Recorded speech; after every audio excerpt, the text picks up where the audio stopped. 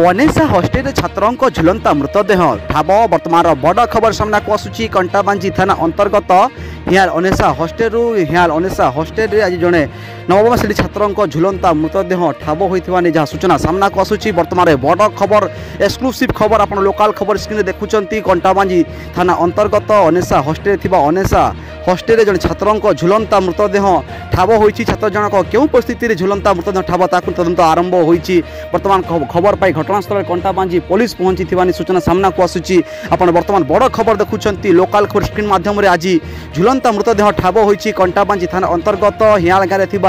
अनेसा hostel गरीब श्रेणी छात्र छात्री आदिवासी संप्रदाय दलित संप्रदाय छात्र पाठ पढ़ुवा बेले आज नवम श्रेणी छात्रों झुलंता मृतदेह ठाब होता घटना अंचल शोकाकूल परिवेश देखा देछि। बर्तमान घटनास्थल में परिवार लोके पहुंची छात्र जनक पाटनागढ़ रु